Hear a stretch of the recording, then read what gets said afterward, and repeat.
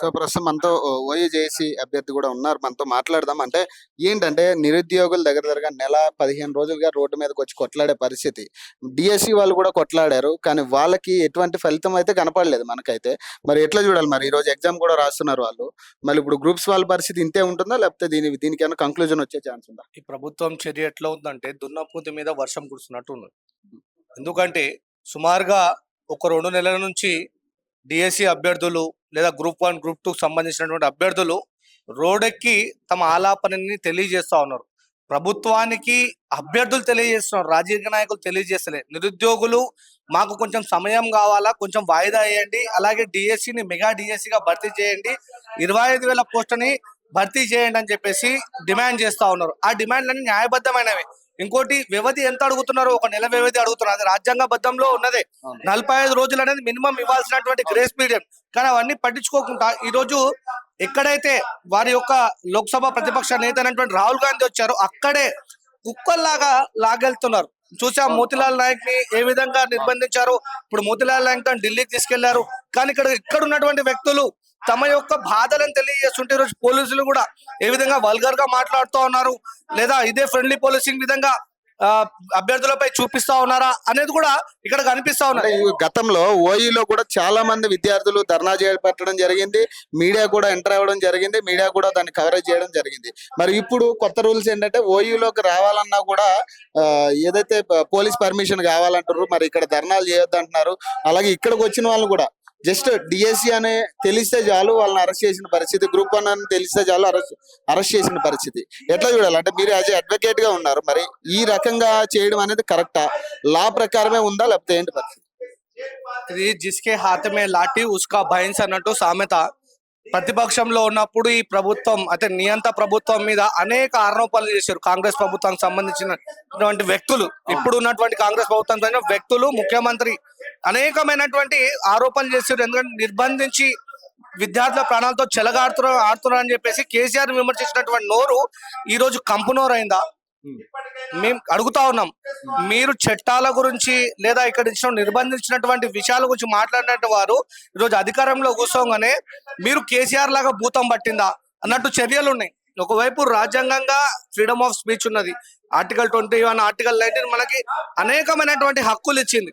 రాజ్యాంగమే మనకి స్వేచ్ఛ వాతావరణంతో ఉండాలని చెప్పేసి హక్కులు ఇచ్చింది. అలాంటిది ఈ రోజు ఉస్మానియా వేదికగా నిర్బంధాన్ని కొనసాగిస్తున్నారంటే ఇవాళ విఘ్నతగా వదిలేస్తా ఉన్నాం. రాజ్యాంగాన్ని పఠనం చేయనటువంటి వ్యక్తులు ఈ రోజు రాజ్యాన్ని ఏలుతుంటారు. చాలా బాధ. ఇదే ముఖ్యమంత్రి రేవంత్ రెడ్డి గారిని 2016లో ఇదే ఆర్ట్స్ కాలేజీలో ఏ విధంగా తీసుకొచ్చినాం ఆయనకు గుర్తు లేదా?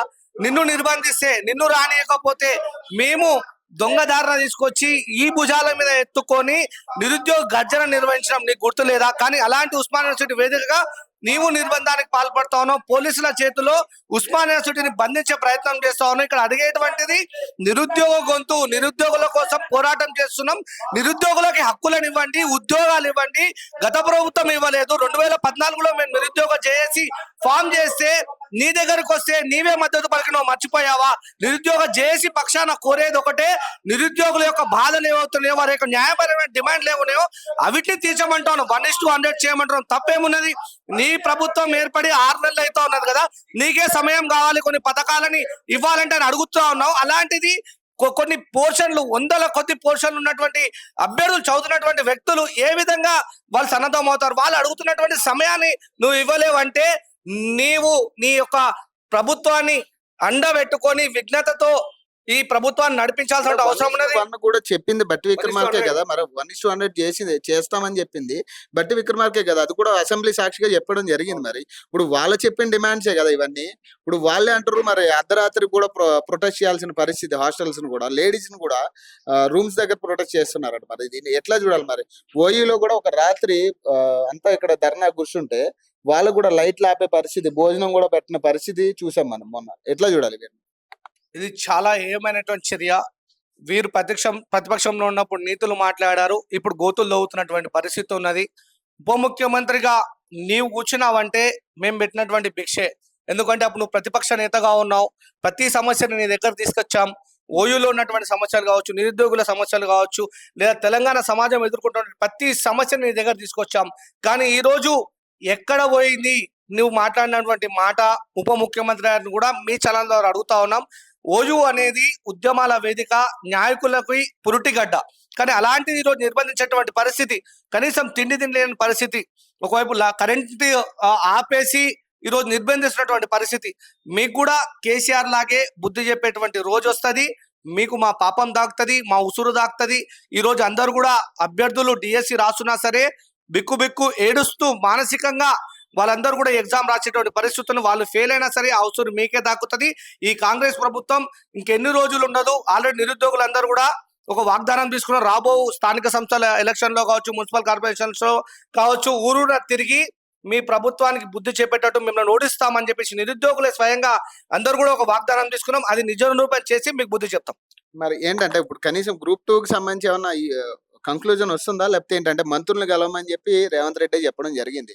మరి మంత్రులు ఏమంటారు అంటే మేము ఖచ్చితంగా అండగా ఉన్నాం కానీ మేము చేసి పెడతాం, కాకపోతే ఎప్పుడు అనేది వాళ్ళు కంక్లూడ్ చేయట్లేదని. మరి ఎట్లా మరి కంక్లూడ్ అవుతుందా? మళ్ళీ వీళ్ళు కూడా ఎగ్జామ్కి వెళ్ళేదాకా ఇంతే ఉంటుందా?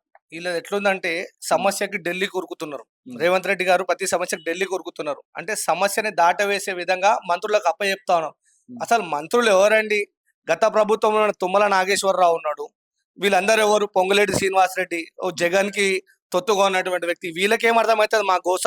నీవు ముఖ్యమంత్రిగా ఉన్నప్పుడు నీకు అర్థమవుతుంది, నువ్వు వినాలా. ప్రజా దర్బారు పెట్టినావు, ఆడికి విలువ నిరుద్యోగులని ఆడ కూర్చోబెట్టి మాట్లాడు, కనీసం వాళ్ళతోటి కూర్చోబెట్టి మాట్లాడి ఏంది మీ సమస్య అన్నాను. కానీ నీవు మమ్మల్ని ఏ విధంగా హింసిస్తున్నావు అంటే, మీరు ఏమైనా చేయండి కానీ మేమేం మిమ్మల్ని పట్టించుకోము, నిమ్మకు నీరెత్తినట్టుగానే ఉంటాము, దున్నపోతు మీద వర్షం పట్టేట్టు ఉంటాము అన్నట్టు ఈరోజు మంత్రులకు అప్పచెప్పడం జరుగుతుంది. మంత్రులు ఎవరిని కలుస్తున్నారు? కలిసే పరిస్థితి ఉన్నదా? కలిసినా సరే మేము అడిగే ప్రశ్నలకు వాళ్ళు సమాధానం చెప్పే పరిస్థితి ఉన్నదా? చెప్పలేరు. ఎందుకంటే న్యాయమైన డిమాండ్లని పరిష్కరించే విధంగా మంత్రుల దగ్గరనే సమాధానాలు లేవు. సో వాళ్ళు చెప్పలేని పరిస్థితి ఈరోజు తెలంగాణలో ఉన్నది. మీరే అర్థం చేసుకోవాలి దాని విషయం. ఎక్స్పెక్ట్ చేయొచ్చు కంక్లూజన్? కంక్లూషన్ ఏం లేదు. ఇక సేమ్ కేసీఆర్ లాగానే ఇక మాకు బూతులు వస్తున్నాయి కానీ కేసీఆర్ దొక్కినట్టున్నారు.